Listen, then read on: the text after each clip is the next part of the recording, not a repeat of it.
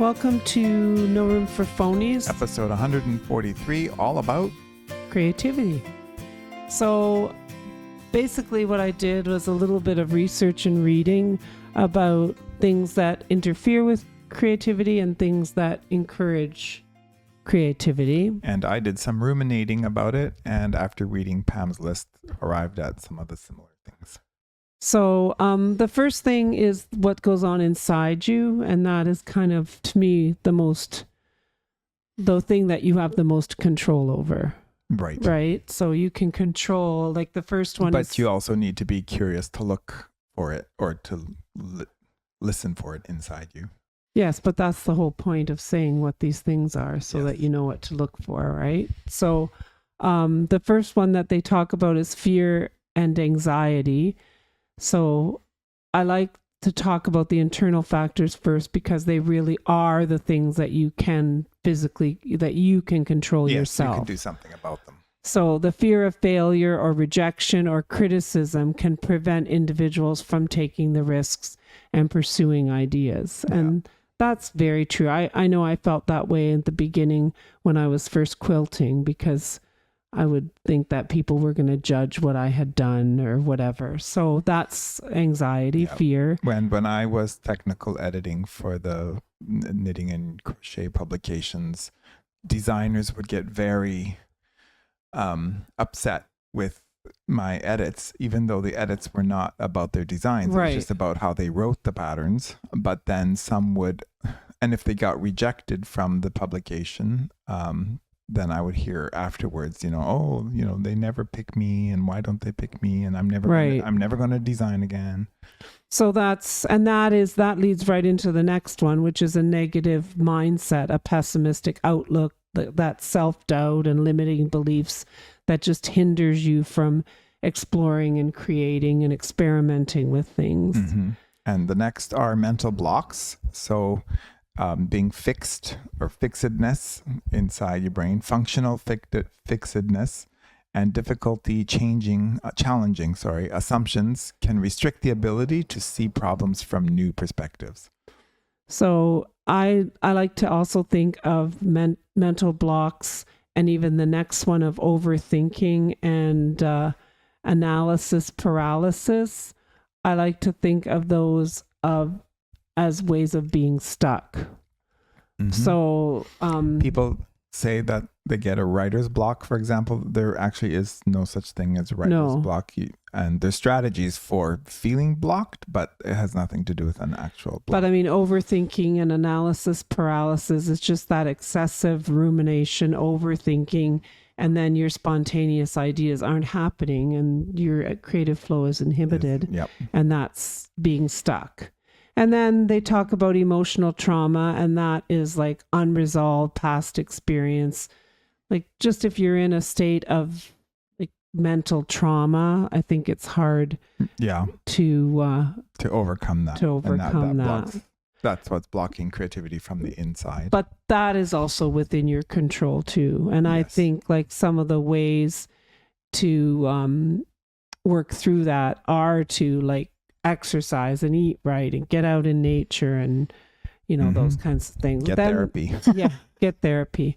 Then the external factors are just the distractions of a cluttered environment, of interruptions, of a lack of focus that disrupts your creative process. Well, it's interesting. Some people in a room full of clutter can design better, think better, because they draw inspiration from something that they catch out of the corner of their eye. And other people have to declutter the whole environment and then sit down, and then the creativity flows. So right. But I mean, different. I think you have it. They're talking about distractions from the environment, though. Yes. And then there's time pressure, just feeling rushed or under pressure, and then lack of extrinsic motivation. If being creative is part of getting paid in the future, then it's really frustrating. Yeah. Sometimes you have no motivation. You would think that getting paid is the motivation, but actually it can actually freeze you because you're just paranoid that you're not going to make it. Right. And then there's the negative feedback and criticism. And I mean, I think we as people have to just learn to overcome harsh criticism and to really look at criticism and say, is this fair or is it not fair? But it's an external factor. Yeah. And there is a if part of that criticism- you can control yourself. And if criticism is pointing out a mistake, you could look at that as an opportunity to improve rather than get all wrapped up in negative self-talk. And then there's conformity or lack of support. A culture sometimes just where you are discourages that deviation from the norm and lacks the kind of environment where you can take risks. Yeah, Or like, who puts pecans in peach pie? yes, who does?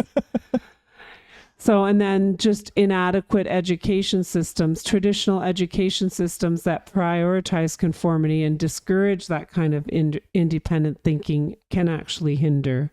And you can see that. And in Ontario school system, we got rid of the carpentry classes and the shop classes, and then art is one of the first things to go when there's budget constraints. Yeah. And so there's a lot of cultural pressure to get rid of the arts. But even like teachers who really understand what STEM is, or STEAM, which includes the arts, that isn't really, because creativity happens there as well. Right. And are there, like when we got rid of learning centers in primary classrooms, it really was kind of sad because those allowed for a lot of, individual thinking and creativity, as well as being accountable for what the kids were actually doing. So an education system can be that way. And then there's other things like just stress, which is just external. I mean, I know it's an internal emotion, but stress you can be going through something that kind of,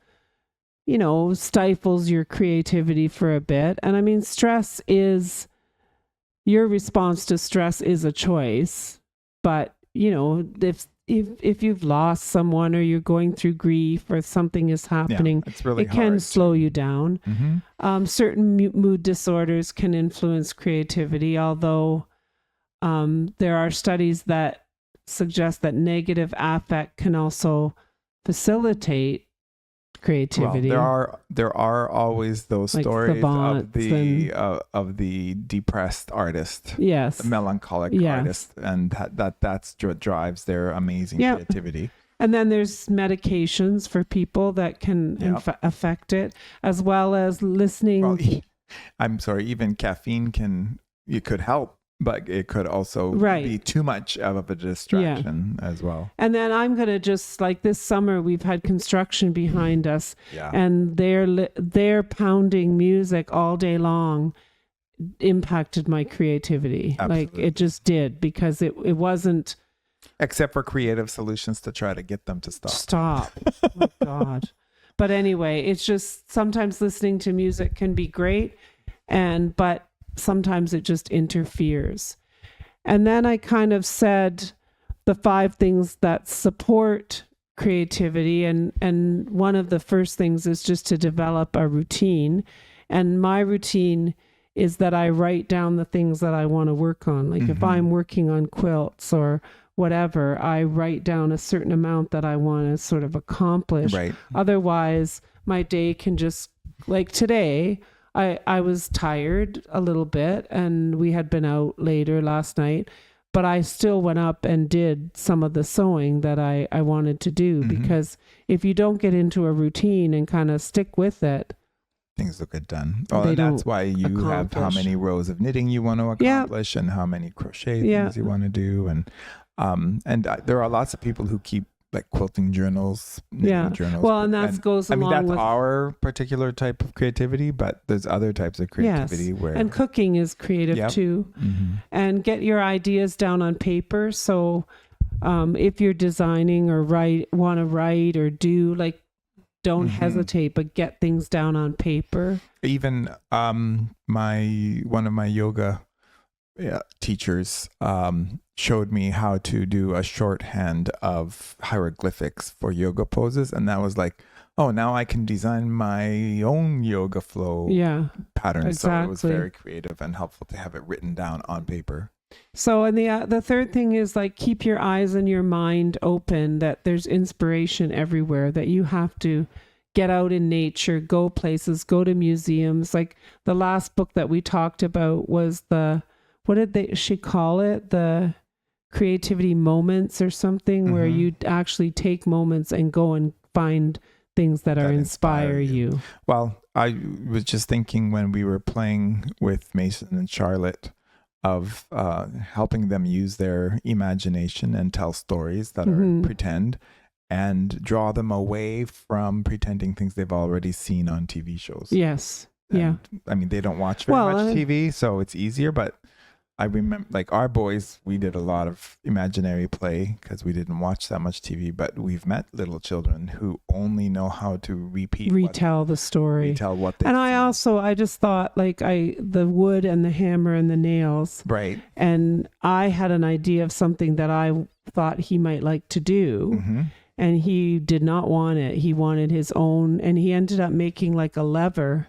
Okay. A lever, and then he put his little toy on it and whacked it down, and so it he went managed flying. to get his catapult. He did get a catapult. 2 days ago, he said so he actually made one. Oh, very good. So he stuck with his creative idea. Yeah. So I think that, just letting kids keep, and the paintings that they did while they were here on the little easels, like Mason painted the experience that we had canoeing, but Charlotte's was just her own creative, whatever she thought of. Well, I said, oh, that's modern art. And Mason's like, well, what's that? Yes. And I said that, like, it's painting what you feel, what you smell, what you taste, but all the colors that she wanted. Yeah. So, and then number 4, I think, is one of the most important things about that support creativity, is pushing yourself to try new things. And I talk about this a lot actually in my blog. If you go on to the blog, in our blog, if you go into the blog and type in "try something new," you'll get a few different posts about it. And then the other thing is to take some me time and make space to take breaks and breathe, and maybe do a little meditation and some of these things that actually energize you and help you to be creative. So I see you also came up with a bunch of points under how to cultivate your mindset. Yeah. So believing in yourself and recognizing that creativity is inherent and often practiced in everyday life, not just artistic achievements. And if you keep a gratitude journal at night, you could also reflect on how you were creative that day, that it wasn't artistic. Right. Creativity and curiosity, right? And even cooking to me is a creative endeavor. Absolutely. And even like, cleaning and setting up things in your house and all the different things that you kind of do all have an element of curiosity and creativity in them. And the second one is really important. It's funny, I was watching a show today and it was about a mom who was wanted everything in her house to be so perfect. And it was just driving everyone crazy. But embracing imperfection is the other mindset one, and understand that creativity is a process and you have to just keep producing work, that it doesn't have to be perfect all the time. And some of the most imperfect things are actually, like, often when I make a quilt, it's not perfect. So, and the line is just step back farther so you can't see the mistake. So you can't see it. But if I didn't give away every quilt that wasn't exactly perfect, no one would ever get a quilt, because you can't do it perfectly. I don't remember names, but I know at least of 10 or 12 authors that I've read about how to write better. Talk about going through the draft and editing every draft and being able to part with something that you think is dear to you in a sentence or a paragraph. Well, there was a line, and I know that this person has been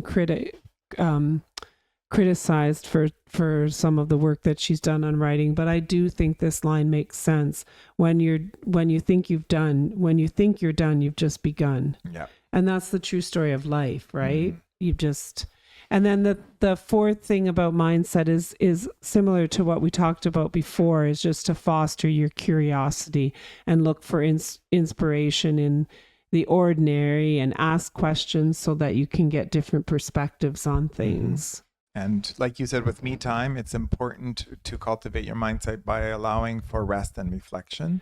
I was just talking about this actually with Jade the other day about how reflection is one of the hardest things for people to do.